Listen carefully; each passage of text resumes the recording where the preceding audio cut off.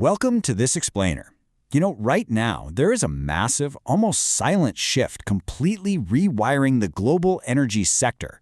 Did you know that the push for hydrogen is no longer just some distant environmental talking point? It has literally become the centerpiece of a multi-trillion-dollar race for national security.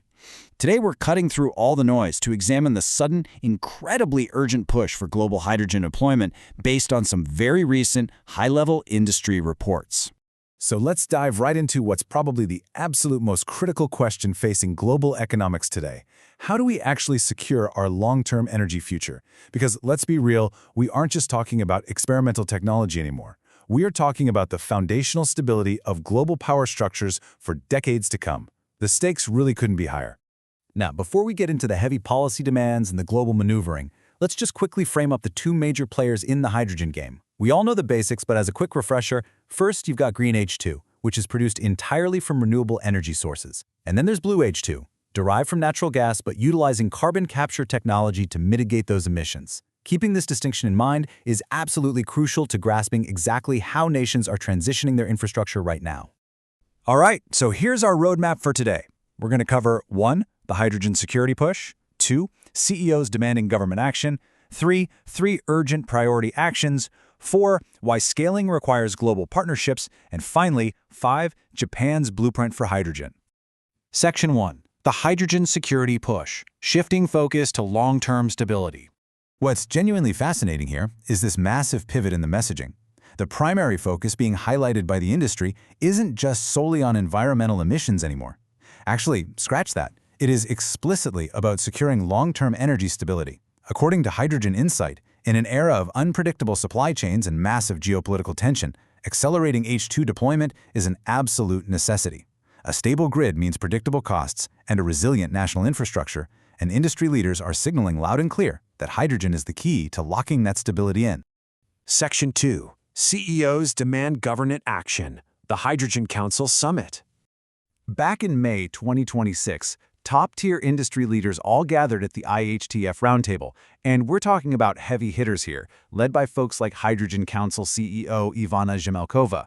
This wasn't just your standard industry mixer. We are looking at a highly coordinated gathering of the executives who actually control the capital and the technology in this sector.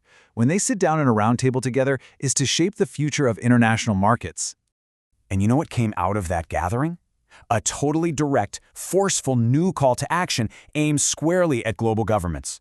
The industry leaders are making it crystal clear. They have basically hit the ceiling of what private capital can do alone. They're taking the ball and placing the responsibility entirely on lawmakers' courts to create the regulatory environment necessary to build this out on a massive global scale. Section 3. 3 urgent priority actions. What the industry needs now. The Hydrogen Council didn't just throw up their hands and ask for sweeping, vague support. No way. They boiled their demands down to exactly 3 urgent priority actions. It's a highly structured, strategic playbook rather than just a general wish list. And here is exactly what those actions are. First, heed the call to action. Second, accelerate H2 deployment immediately. And third, ensure long-term energy security. The industry is drawing a direct, undeniable line here. Swift government action today directly equals a secure global grid tomorrow. They're essentially putting the entire roadmap on the table and demanding rapid execution. Section 4. Scaling requires global partnerships, looking beyond borders. The core argument from Fuel Cell's works is incredibly clear here. Going it alone, trying to rely on isolated national efforts, that's a failing strategy. You simply cannot scale a global energy transition in a silo. On the flip side, international cooperation is fundamentally required to successfully deploy hydrogen.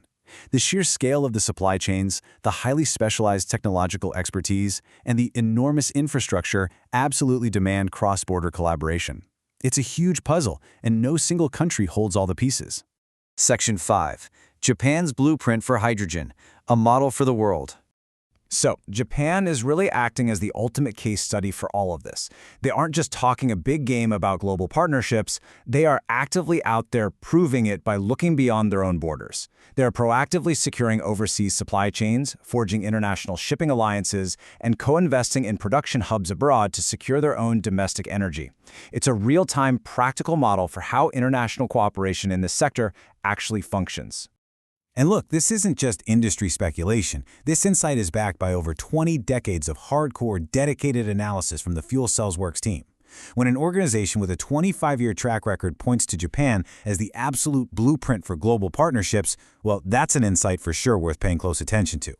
So the blueprint clearly exists, and the industry leaders are completely aligned. But it all comes down to this one ultimate question. Will governments meet the Hydrogen Council's urgent timeline before it's literally too late? We've seen the demands, and we've seen the cooperative model required to pull them off. The technology is advancing like wildfire, but whether global policy can keep pace, that is entirely up in the air. Thank you so much for joining me on this explainer. Keep questioning and keep exploring.